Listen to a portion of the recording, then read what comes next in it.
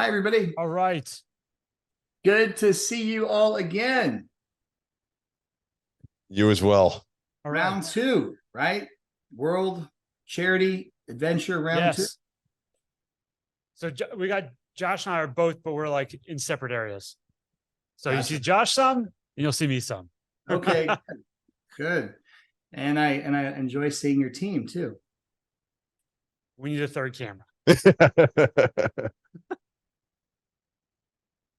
Well, I've the other way, gone Josh. so much, but I looked in my bank statement when I got back, and I saw all of my distributions from all of my deals with you guys. So someone in that room is doing a great job with the accounting. A little bit. There we go. That's who's doing it right there. Who's that? Stand up. Duncan. Stand up. Yes, there you go. Thank you so much. You are funding the dream for so many of us. Good job. Cool. So last time we left off, you went to Cameroon. Right. Right. And have you still been talking with Miss Odette, how she's doing with the orphanage? Yeah. So she finally got a bank account. I mean, it has taken this long for her to do that because of the bureaucracies of that country. You know, the more I've traveled around and learned and talked to people, the more I realize how different it is in other countries to do stuff and how we just take things for granted, the simple things. I mean, we can go in and in 30 minutes get an account open, or heck, even do it online. But for them, they're required to show all kinds of paperwork just to open an account, but she's gotten it. So now the next step is to figure out how we can put money directly into it for her rather than having to funnel it to her privately to then disseminate. But I'd like to start out just by sharing a wonderful story of your company. Someone from your company, and I'm not going to name their name just for privacy, contacted me and said, "Hi, I'm so-and-so. I'm a property manager with Greenleaf. I watched the whole video. I was really interested in what you were saying because I was an orphan from a third world country, basically. Or I'm sorry, her mother was an orphan. And so many of the things I was talking about really hit home with her. And she said, nobody talks about orphanages here in America. So I'd like to help. How can I help? And I said, well, God bless you for calling me. Thank you. We have just set up a GoFundMe page literally that week. And please go to it and make a donation. And I promise you it will get to Odette and her children. And she did that. Oh, and so yeah, I would awesome. like to, after this call, send you that link so that if any of you are inclined to send something, and it will go to those kids. Yeah. Certainly. Yeah, definitely send it to us. After that, we can send out to our whole team as well. Yeah. Yeah, but that was touching. There's a lot more people that have been through orphan and foster care situations in our world than we know about because it just doesn't come up that often. Right. And they've had a hard go. So to make it in life. And so I've now really try to go out of my way to show those folks some favor when I come across them. Yeah. Well, what have you learned about moving the money over there? You're saying that it was challenging. You can't just do a Venmo. No. Right. Well, that's what I thought. Right. I mean, the common ones that I use are Zelle, Cash App, Venmo, and PayPal. And what I'm finding is certain countries just block them. And I don't know exactly why. That they definitely work in some countries. But you've just got to find, and then countries have their own specific ones.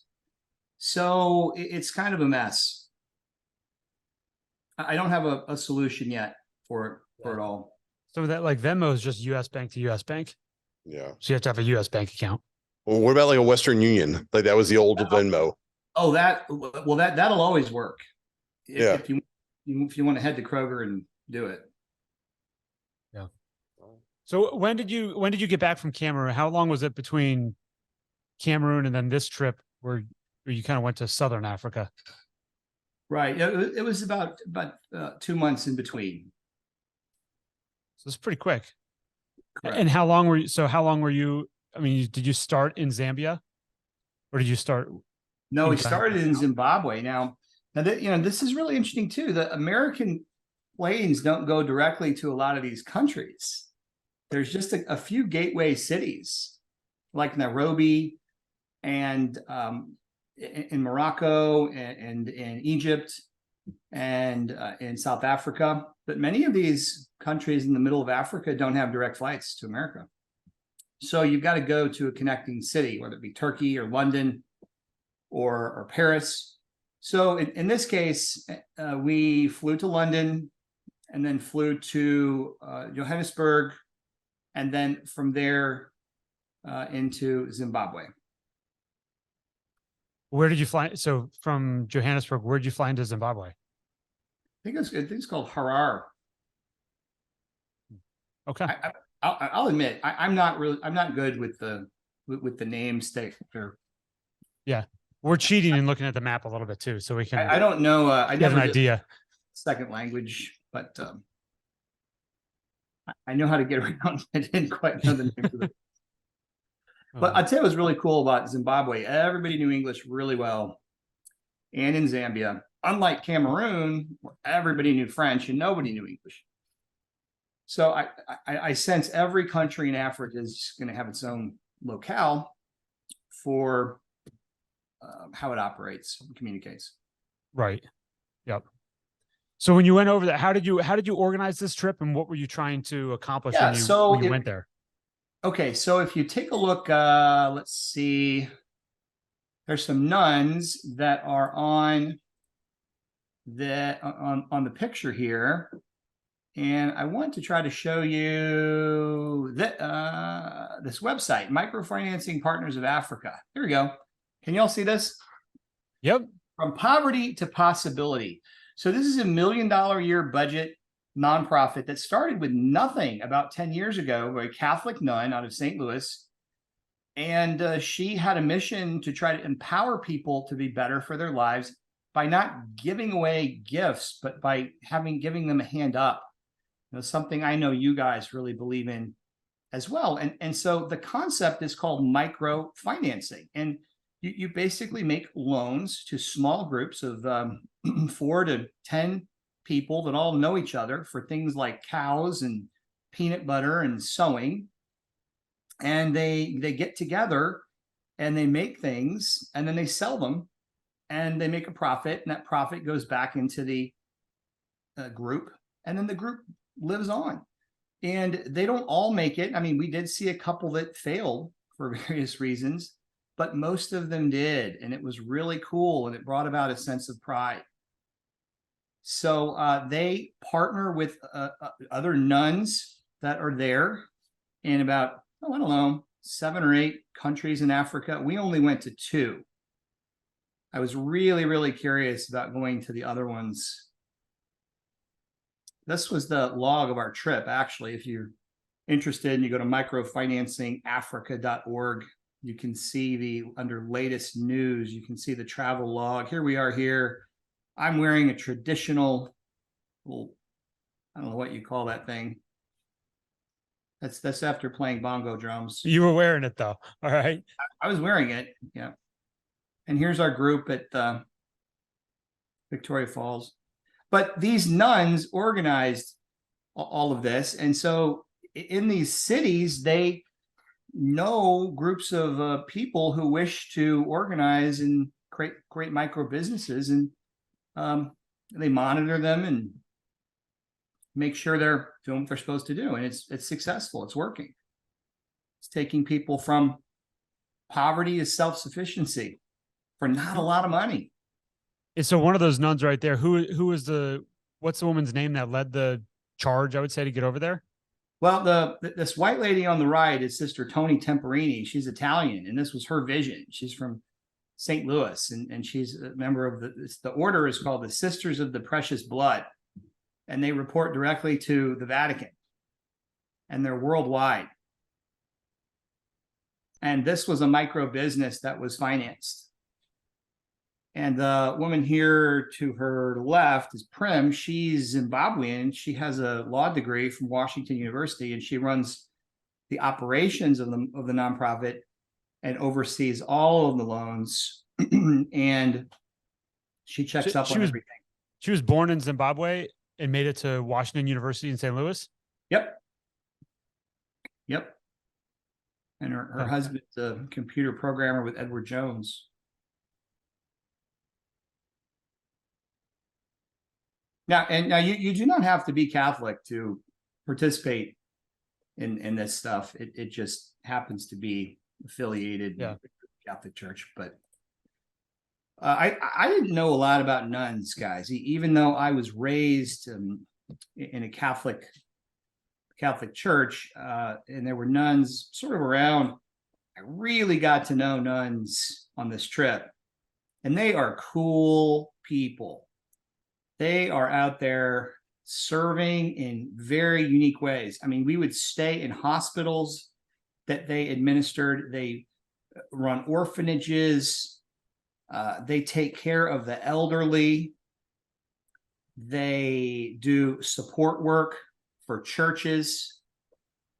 They do farming. Here's a farming initiative to feed people. And at this farm we went to, actually the first night, they would take men that were alcoholics and give them jobs on the farm while putting them through AA and teach them farming skills. And they do all of this with I'm not going to say no government money, but very little. This is another thing that struck me, is that in America, we really depend on the government as a social safety net for so much, but in these countries, they really don't have that. Or if it's there, it's minimal. So who fills? So is that a whole farm that the nuns are running? Yes. So this field here, this is a cabbage or of some type. This just got planted in the last 6 months, because you see that piping below there to the left is a well. And what we call a well, they call a borehole. That's the African term. I never heard of it before. But if you have a borehole, you can farm. But getting a borehole is a few $1,000s, and people don't have that money. So they got a borehole and they put all this piping out, and now they're growing crops. And so you're going to see in another picture, they run this birthing clinic too. That's free. This was our group. They sponsor young people too for scholarships. I got to see the home that these two boys, these are brothers, live in, and it was 4 metal walls. It was 4 tin walls. I mean, I just couldn't believe it. There's a small group meeting about peanut butter. They grow the peanuts in the back there, harvest them, and then make the peanut butter. And I can show you that in another picture. Oh, I bet you'll never guess. Well, okay, you might be able to guess because they're holding it. What do they make in this device here? It's not a torture device. We got one for waffles. Candles? It's like cigars or something. Candles. Candles. Yeah. Now, it's a mold. This is candles are really in demand because most houses here don't have electricity. What are they making the wax out of? Good question. I don't know. The other thing that they will sell in their businesses is charcoal. They'll get wood, turn it into charcoal, and then upsell it. Yeah. The school we went to, their project was ice cream.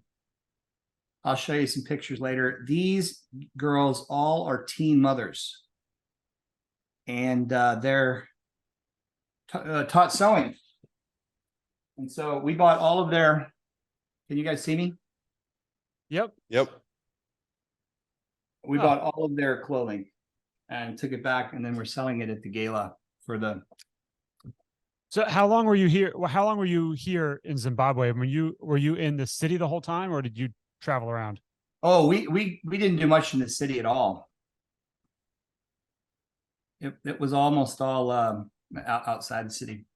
You want me to go through some of these photos? Yeah. Is this the Zimbabwe part that's starting right here? Yeah, it starts with Zimbabwe. That was about 8 days or so, and then Zambia was about 3 or 4. And we would drive around in vans, but in some places we would just hop on a commuter jet. So this is where it started. This is the largest jet, I think, that commercial jet in Europe right now. I think it's an Airbus 380, and look at that. It's double the whole way. There's a stairwell in the back, a winding stair. I've never been on a plane this big in my life. I couldn't believe it. This is what a sunset looks like there. One of the things that we all remarked as being so beautiful and memorable were the mornings and the sunsets. So a convent, doing some planning here. It was cold, by the way. So they have the opposite season of us. So even though it was sunny, it didn't rain once the whole time. Very dry. It was really cold. And the city is Macheke. Oh, so that convent there was put together in 1960. Mm-hmm. Now, this is another interesting thing. This order of nuns, they're all Black today. It was all white Germans, founded in like the, I don't know, late 1800s. And then at some point they became all Black, because Zimbabwe was an all white British colony. And then at some point it had a transition. I don't know much about the history of that. Oh. Hmm.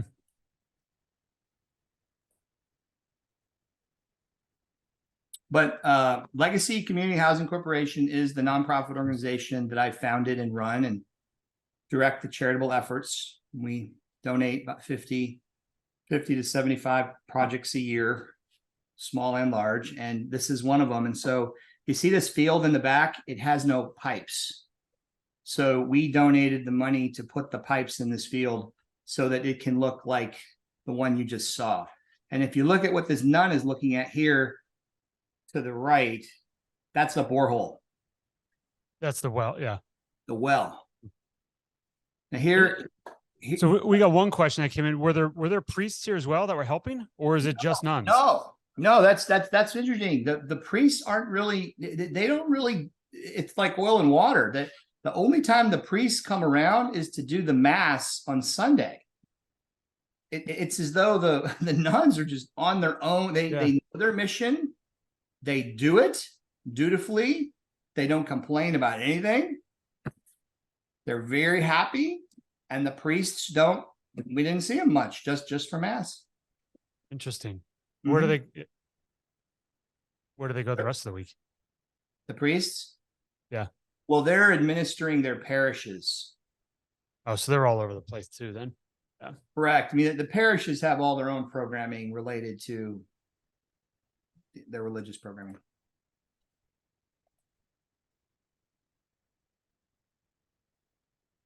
Well, this is cool. Whenever you drive around and you stop, this is the same thing in Cameroon. People run right up to your car and try to sell you stuff. What was different here is the corn on the cob that's roasted. Isn't that pretty? That's a very typical. How far out of the city is this? Oh, just 10 minutes. The cities are not big. They're very small. Zimbabwe is even though it has a lot of land, there aren't that many people there. There aren't high rises. Yeah. At one point, they called it the breadbasket of Africa because it produced so much wheat. I mean, this looks like it's in much better shape or condition than some of the stuff we were seeing when you were in Cameroon.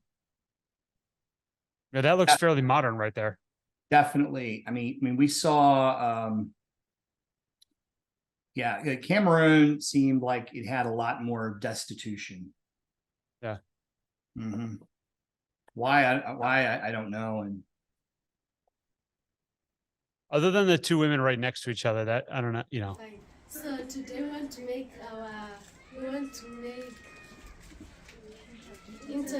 So these are orphans.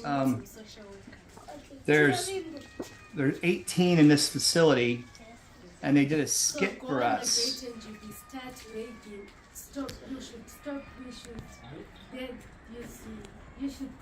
It's about a 8-minute skit, and Yeah. I won't do the whole skit, but Didn't you say there were about 40 when in the place we went with Miss Odette in Cameroon? great memory. We should make you the regional operations director for the orphan outreach. I love your, yeah. They would have 40 kids to 1 adult in the ones we saw there, but this one was 18 to 1. And then in Costa Rica, where I just got back from, that one was 3 to 1. Costa Rica by far had the best. They took it very seriously. The one in Cameroon was 40 in one giant room, wasn't it? It wasn't just bunked up. Yeah, on the floor and bunks. Like it was. Yeah, there were 2 of them that we saw 2 of them that were like that. Yeah. And we were told most of them were like that. And is this a room right here in the orphanage? It is. So very vastly different.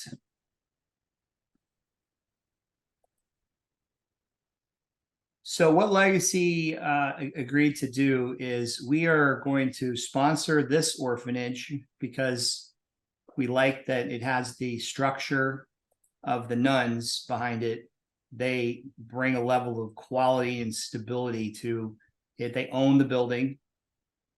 Oh. And we're going to donate $25,000 to make permanent upgrades to everything. Playground, you can see the fascia and gutters are peeling, new furniture. So mostly infrastructure upgrades is kind of what you're looking at. Yeah, to make sure that it's lasting. Yeah. How are you going to do that? Is it just donations and they're going to do the work, or is there help to get all the work done? No, we can't do any of that. They know how to get that stuff done. But the nice thing about it is microfinancing, because they're in that neighborhood, and the health clinic, the women's birthing center is just down the road. They'll oversee it and make sure there's good value for what's being done. Yeah. And that way it builds on what they're doing in the neighborhood. Dollars are just tight everywhere.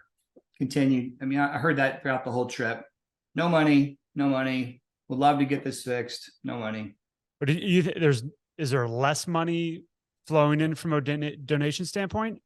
Oh, or sure. It's just always a shortage? There's always a need. But good point. I got the feeling it's just always short. Yeah. I just don't think that Africa is high on people's donation list when you compare it to the need that's closer to home. That's my personal opinion. But so once again, these kids have never seen toys. And so we brought them toys, and you can see the joy here. The one child said, "Can I sleep with this stuffed animal?" Yes, you can. Yeah. This is really neat. So we all get poinsettias at Christmas. Poinsettias grow year round here in trees, and they're just beautiful. Oh, this is one most touching photos for me. So this is in the market. These are homemade toys. There are no toy stores in Zimbabwe or Cameroon. That many of these countries don't have toy stores because it's a luxury item. So this is a homemade toy. What's he doing with the milk? It looks like he's got a water bottle. So this is some type of a thing where you push it and then it makes noise, made out of cans. And then you're going to see the water bottle here in a second. But I asked permission from the mother if I could take a picture of this. And I just told her, I said, I'm really fascinated by the fact that you have a homemade toy here. Look at that. Can you see that? Yeah. You got bottle caps and then some type of a metal piece there. Yeah, and I thought about my growing up, and at times I was selfish and thought I didn't get the toy I wanted for Christmas or whatever. And then I've seen it before. I'm kind of looking at it right now. There's a thing called Afrogadget, which is just different ways and creative ways to get something done with not ideal materials. That looks like it right there. So that was really moving for me to experience that. This was the market where most things are sold. There's no Walmart or Target. Happens right here, similar in Cameroon. Brent, how'd your stomach hold up? Oh, you mean from the food? Or Yeah. you mean, Yeah. Did you? I mean, yeah. I mean, emotionally. I didn't have none of us had any GI problems. The nuns would cook for us, and wow, they were great cooks. But almost every day we had the same thing: rice, chicken, vegetable, bean, water. Were the chickens from the hatchery that you had pictures of? Oh yeah, yeah, yep. Okay, this is how peanut butter gets made. So this is an example of a microfinancing project. They take the peanuts, they from the field out back there, and then they shell them over here on the left, and then they pour them in the top of this thing, which runs off a generator because this house doesn't have any power. Most houses don't have power or water. And then after a couple minutes, it just oozes out. And then you can see the jar in the hand here, with the yellow top, and that is sold for $1. And their cost is about 20 cents. So they make 80 cents and everybody's happy. so this was financed through that project you were talking about? Yeah, through the So they essentially finance the equipment, and then Yeah, they're selling the peanut butter? yeah, they'll give them a loan of like $400 and expect it to be paid back over a couple of 2 years.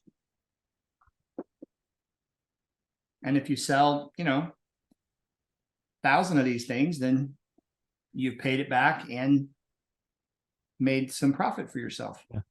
Did you eat any of the peanut butter? I did. I stuck my finger in this thing and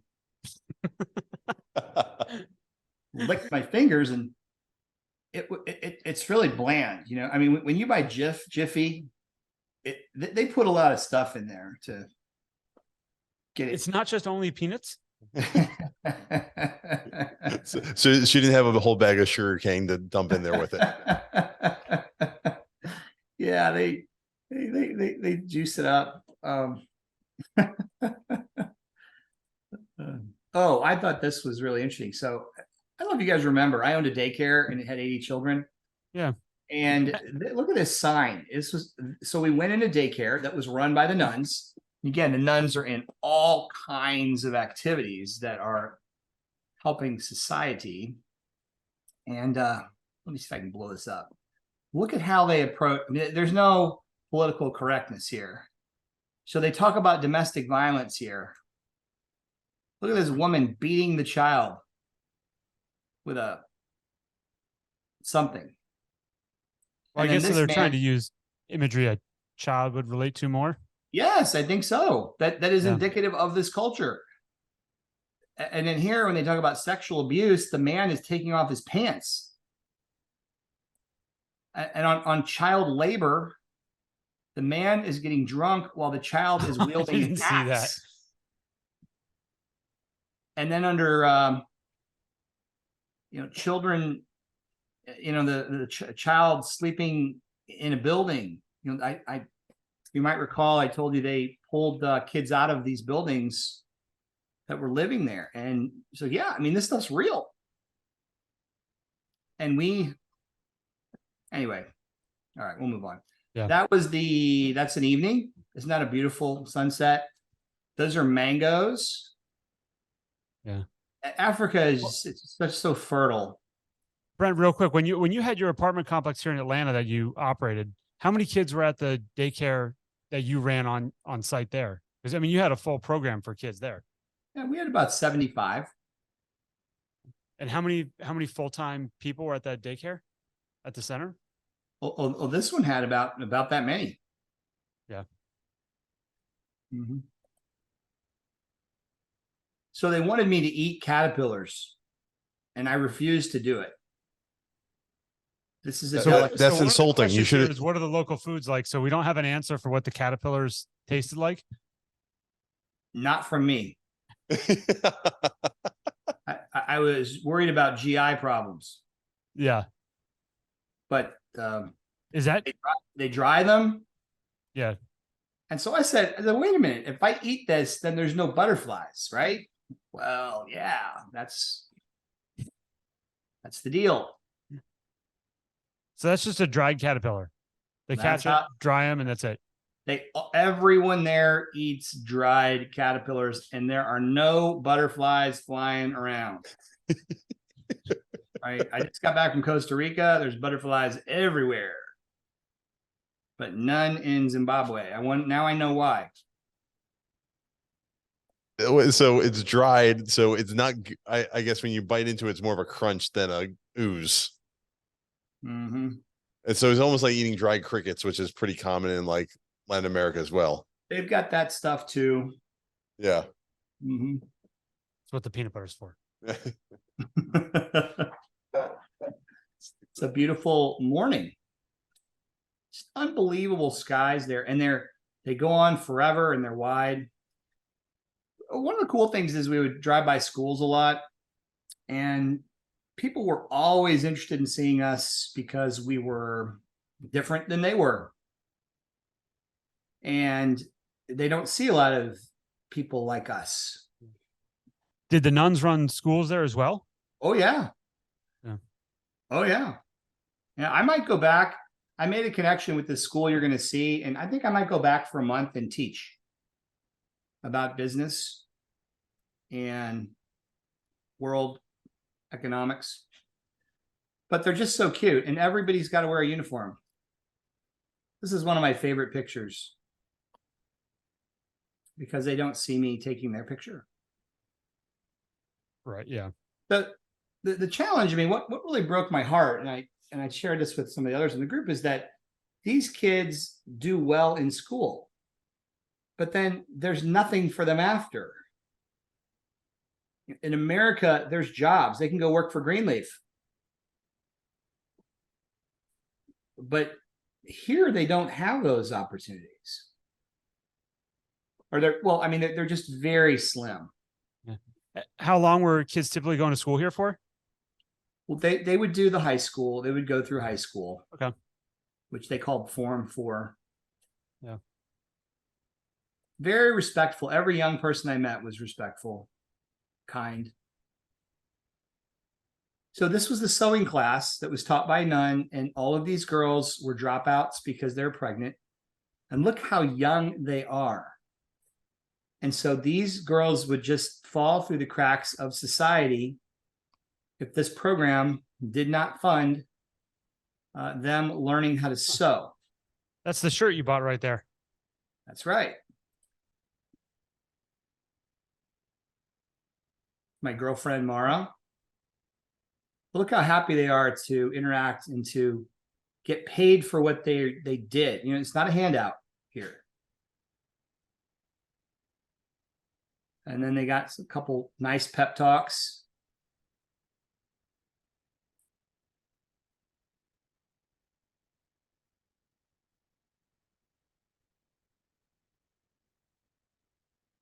Look at the goat.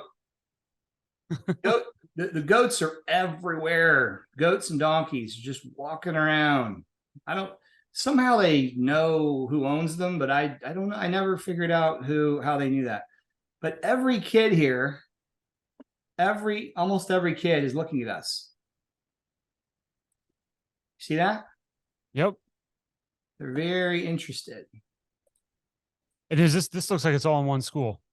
Everything Yes. from the sewing class to the little kids are all in one location. Yes, this is a big compound. I think I have a picture of it in a minute. So this is the group that got a grant to do ice cream. And they did very well with it. Not a grant, a loan.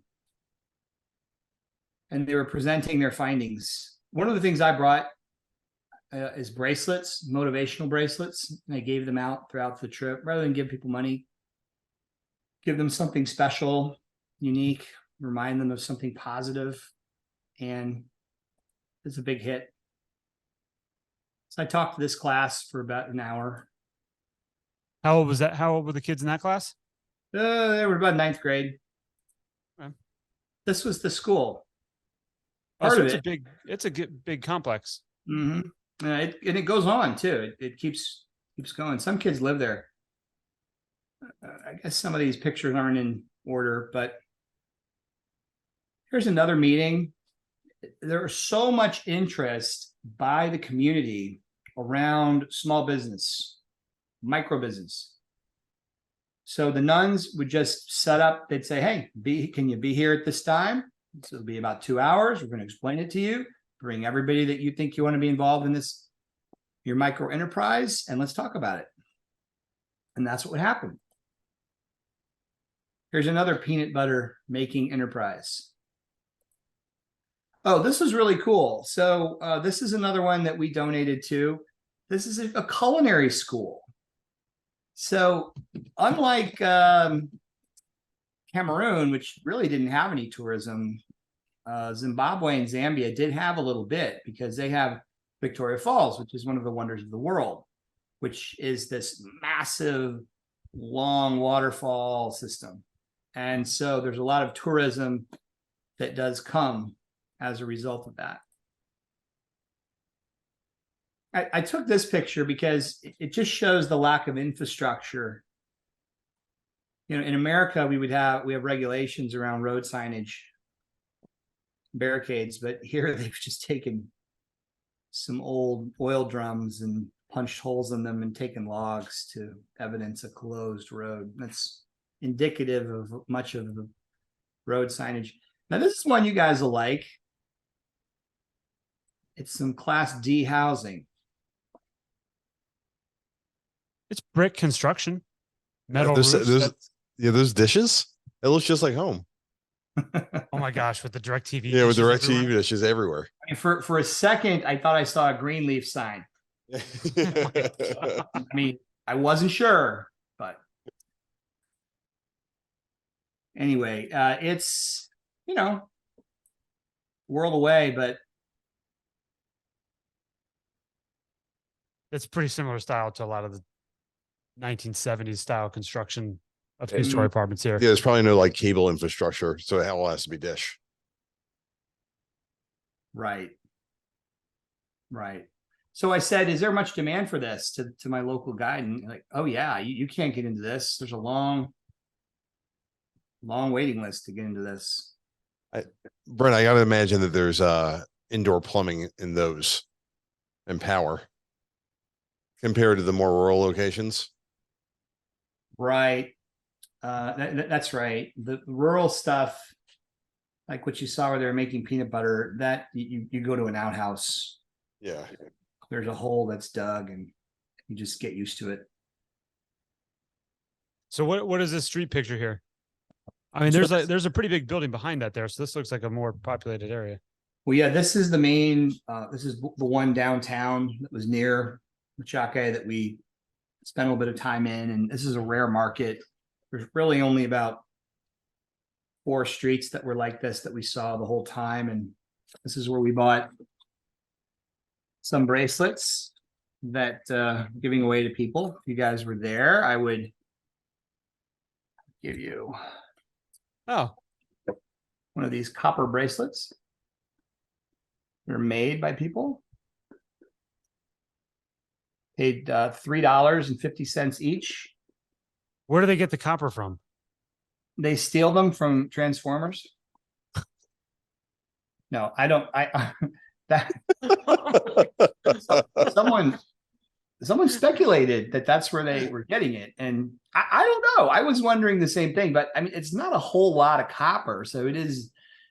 Yeah, The scrapyard or something, but women love these things, and they go for like 40 or 50 bucks in the boutiques. wow. Okay. Ladies. So Brent, you were saying that it seemed much more or less densely populated. I was looking at the population of Cameroon versus Zimbabwe. Cameroon's about twice the population and what, half the land mass, maybe even a third of the land mass compared to Zimbabwe. Well, Like, did it generally feel that way? I mean, based on the pictures in your Yeah. last one. oh, absolutely. I mean, take a look at this shot here, Josh. This is typical. We would ride for hours going to the next town to have a meeting with a group to talk about microfinancing. It would look like this. It was just people like waiting for a bus on the side of the road. No, those are animals. Oh, those are animals. Okay. I think those are cows. Oh, okay. Yeah. Oops. Now, this is cool. The main reason people come to these countries is this is one of my favorite shots. I just like the lighting and prettiness of it. But yeah, and then you see stuff like this, and sometimes it's on the side of the road, but most of the time it's in there, these reserve parks that they have, and it's $25 and the guy drives you around and shows you stuff. But So is this protected right here, or is this just this one it is is protected? there's 4 giraffes here.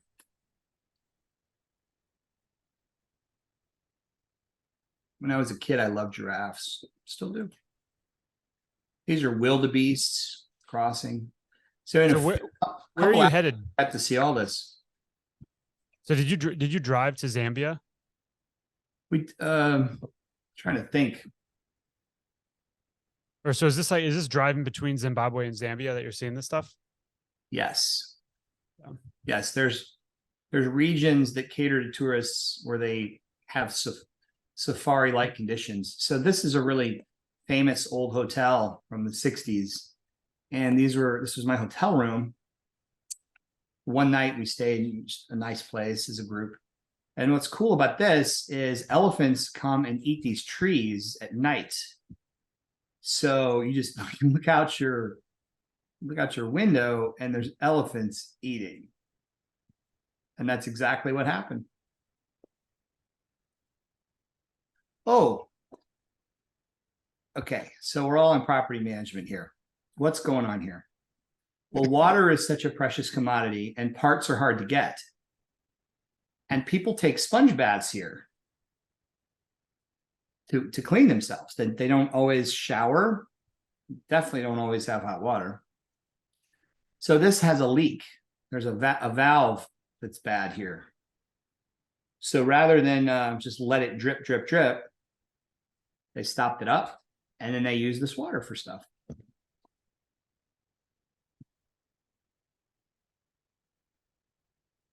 Here's another group that we did. We probably did 20, 25 of these groups. I don't have pictures of all of them. Male, female, young, old.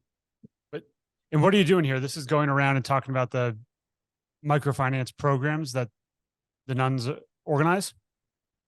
Yes. The first part is explaining to them how the program works.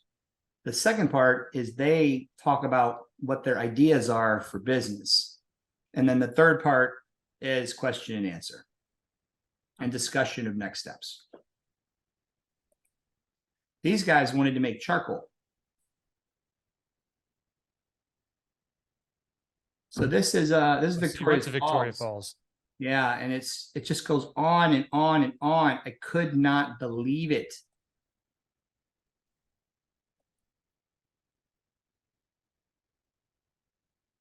I would have stepped back a few more steps. That would have been bad. This is really good. So we got to have a little local barbecue. Is this at a what kind of location is this at? Is this a resort right here, or is this? Yes, this is a tourist. This is a touristy restaurant. We did one. There aren't many. It's okay. You can go to the places too, you know.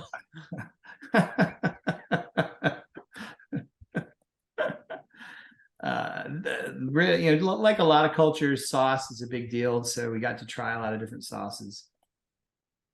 Oh, okay. I got to tell you the story here.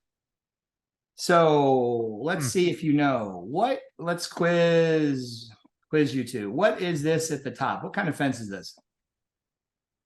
Electrified. Yes. The engineer wins.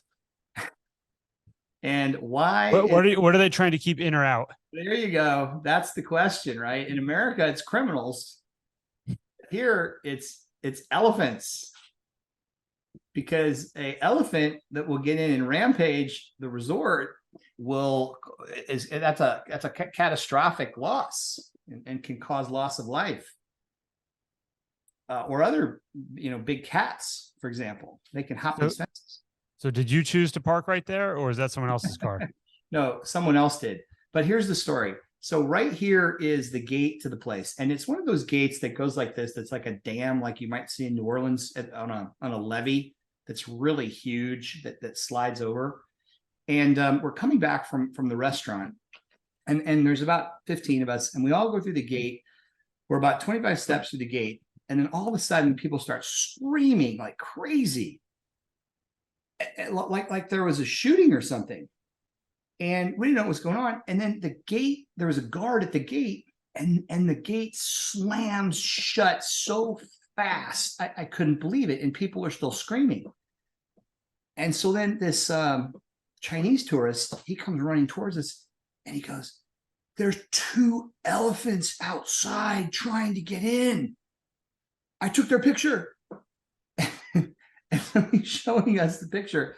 And the 2 elephants were right here. That's how quickly they had come up here. And it turns out the elephants there's 2 things. They like this tree. They eat this. Elephants like certain types of trees, and they really like this tree. And they also like the trees that are inside the compound. And so the guard. So they're just trying to get in the compound to eat the trees. Yes. But if you get in their way, they'll kill you. And it happens. And so the guard is there to protect us From the from wildlife like elephants. Wow. All right. How many guards and how much was he in a tank? Or was he just standing with a little 9mm handgun saying, you're safe behind me? I think he just has the big gate. Big gate is enough, but there's definitely a little guard booth right there. And it's right behind this sign. Hopefully it's going to work. And I was wondering, I took this picture because I thought, park at your own risk. Okay, why? Well, it's because the elephant can trample your car. If that thing wants to climb on that car to get at that tree, it will. It's the jungle. And the rules of the jungle are just different than what we're used to. When you live there, you know what they are. All right. Brent, how often are they organizing this trip to go over there? It sounds like they're going over there frequently, right? No, because of COVID, they hadn't been in 3 years. So this was very special that they were coming back. And I was there with 2 other board members of the organization. And because of Zoom now, you can do so much remotely, and the cost of travel and time is so great. So I think they're going to try to go about once a year. I thought this was interesting. Everywhere I go, I see signage that looks like this. Money laundering is a serious crime. But everywhere I go, I see headlines in the paper about corruption. Yeah. I don't know. It's like it's not working. Oh, so this is on the border of Zambia. And what people do here is they'll buy products in one country. It's arbitrage at a cheaper price, load up their bike, and then sell it in the country for a higher price. They go back and forth and do it. Are the 2 countries on different currencies, I assume? They are. Yeah. Now you guys need to know this. Zimbabwe has hyperinflation. Did you get $1 trillion bill? Yeah, they were. No, I got $1 billion bill. I got a 50. So check this out. $50 billion. And the year is 2008. Okay. Now, this is a $1 bill. in 2007. So this country went from having a $1 bill to a $50 billion bill in about 2 years. That is hyperinflation. And, you know, we can learn about it in school. We can hear about it. But these folks experienced it. And here is something that everybody watching this should find really interesting. So they're not trading in their currency. Well, I take it back. Their money is official and people get paid in it, but no one wants it. They're trading in the old greenback. Now, this is a nasty old brown bill. This one is not as dark as most of the ones that I encountered. It stinks. Most of them are like really brown, almost black. And so I asked my folks, what's going on here? The locals don't want to put their money in the bank because they're afraid the banks are going to screw them like they did when this happened. Because they did automatic conversions back then. You had no choice. All of a sudden, one day, your money converted at whatever the government said it was. They didn't steal it. They just converted it at the rate of whatever 50 billion to 1. Yeah. So now people are afraid to put their money in the bank, so they just hold it. And so a dollar bill is constantly getting recirculated there. Yeah. Unlike here, because we have the Federal Reserve System and banks on every corner, ugly bills are getting recycled very frequently. Yeah. Isn't that interesting? I've never been to a country where the bills were that ugly. Brent, one of the questions we had that came in here too was, what was the crime like in the areas you visited, especially where you're doing the financing programs? Great question. We felt safe the whole time in both countries. Yeah. It didn't feel threatened at all. I don't think these countries had guns. I mean, I'm sure there's some that get in that are stolen by really, really bad guys, but they're not. Monsters aren't out patrolling the streets. Now, we were in a group. I mean, we were with nuns. It's about we were about as protected as you get in terms of having an entourage. But everybody just remarked that there was a peacefulness to these countries. Now, Cameroon, on the other hand, definitely more of an edge. Yeah. Kidnappings documented there. Good question. Yeah, thanks. So you were in Zimbabwe for, you said, like 9 days, and then now you're heading up to Zambia? Yeah, There's a monkey right there. Just because it had a program. Yeah, these are two types of monkeys, and they're all just looking for food. Elephants on the side of the road. Oh, this was fascinating. Look at this. They're selling a drink that fights AIDS. This drink is used for AIDS. What was in the drink? It was an odd root of some kind. I have a Oh, this is cute. We had to pull over just to take a little break. And this is a typical little, they call them homesteads. So anybody, you get your housing free in these countries, but you've got to be willing to live in the middle of nowhere and build it out of mud. And this is a typical settlement. And we had some balls. And so we gave them a ball, and they were just so happy and so interested in us. They wouldn't stop looking at us. Typical How many meal. people did you have driving around in that van? It varied because we would drop nuns off at different locations. We were kind of like a nun transport, but Nun taxi, but about 8 or 9 or 10, something like that.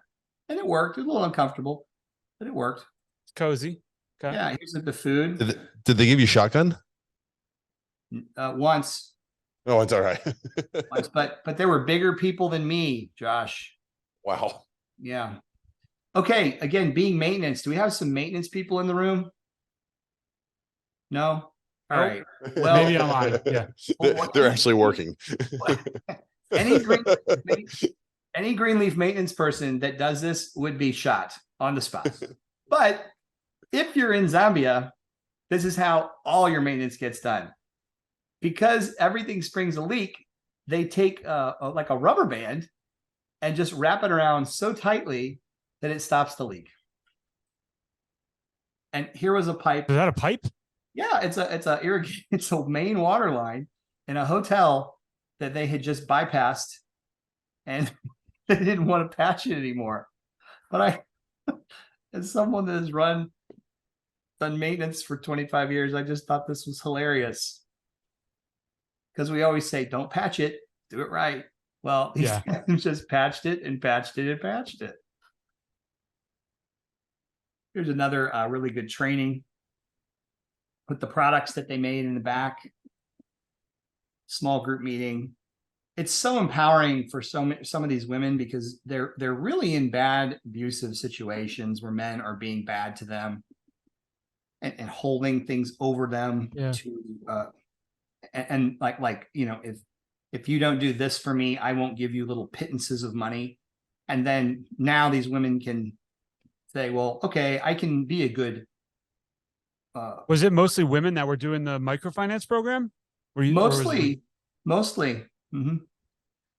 This is also interesting for you property management aficionados. So what do we have here? This is an outdoor faucet. These are locks on the spigot. Have you guys ever seen this? Well, I mean, we put locks on some of our outdoor spigots that are on the sides of buildings. Right, so not just left on. Look at this. That's a little more of a creative solution there, though. Yes.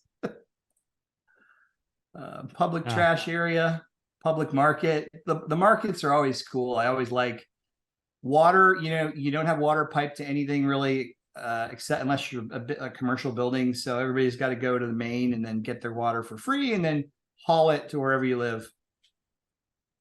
This is another micro business that was financed. Look how happy this family, it's a mother and a daughter. Look how happy they are. They're having a business. You know, I grew up in an entrepreneurial family. There were times it was challenging, very challenging, but I mean, I've always enjoyed it. And I think most people, I'm glad that others can enjoy the pride of ownership. Yeah. Dirt roads, lots of dirt roads. Oh, this is hilarious. So one night we went to the nun's house and had a meal. Look what the headline is. Elephants invade Silawana Ward. That's like neighborhood. Yeah. So the Are they doing elephants. sign language on TV? Yes. Of all the things that they need in this country, they're doing sign language, and they would do Braille too. There'd be places that have Braille. I'm like, okay. Interesting. But the elephants are coming. People take their church duties pretty seriously, which is nice. Just wonderful children, loving, kind, and not many of them have phones, by the way. And we all remarked how we think phones just sort of poison our population a little more than they. I mean, we all need them, but are we using them too much for the wrong things? Yeah.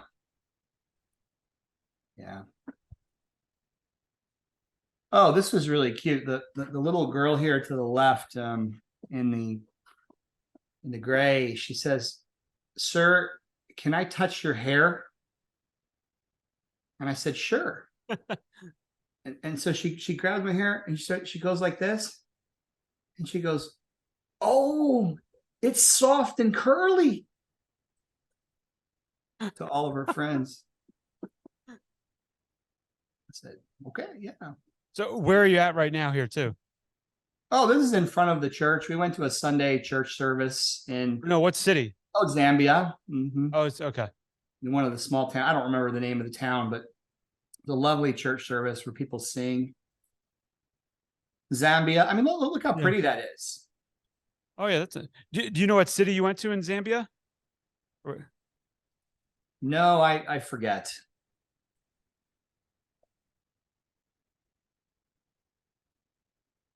Oh, We also visited this was a girls' school, girls' high school, and we just talked to a teacher there for a little while. That looks like a pretty big school. That's a typical street. This is how everybody buys cell phones there. It's very different than what we do. You come up to one of these booths, you give them some money, and then they boost your minutes airtime.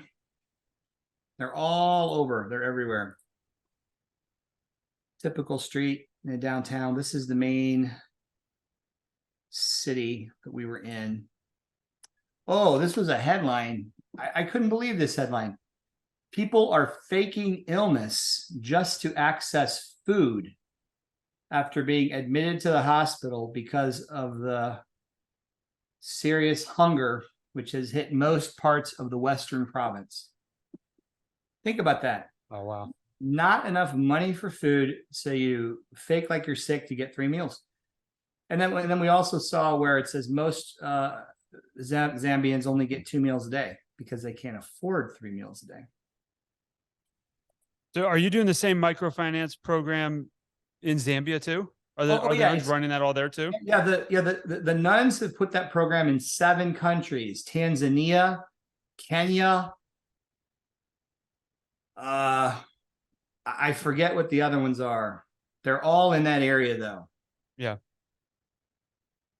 Now this is interesting. The Attorney General, I was talking to you about the corruption sign, let's not be corrupt.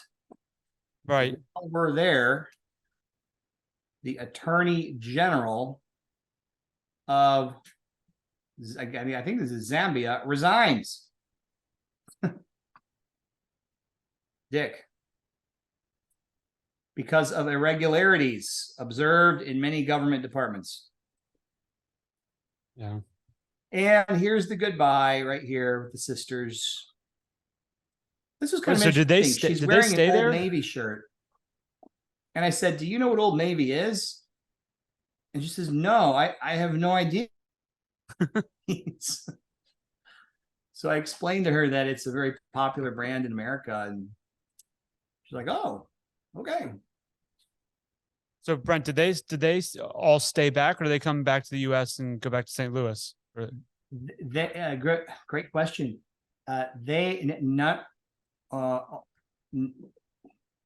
Only one, which is the founder, came back to America. The others don't have a mission to come to America. All of them would like to come to America, though, to visit and experience our culture. Yeah. Great. Oh, I sent this to them the day after I got back. This is my Publix, my neighborhood. And it's just the stark differences of abundance. This is my egg aisle. Yeah, very different. This is my peanut butter aisle. This is my chicken aisle. We have so much here. We should not be complaining about much at all. Oh, yeah. I'm so grateful to have the opportunity to invest in your deals and other deals, to have a home here, to have police that'll come when we call, to have hospitals to go to have Social Security.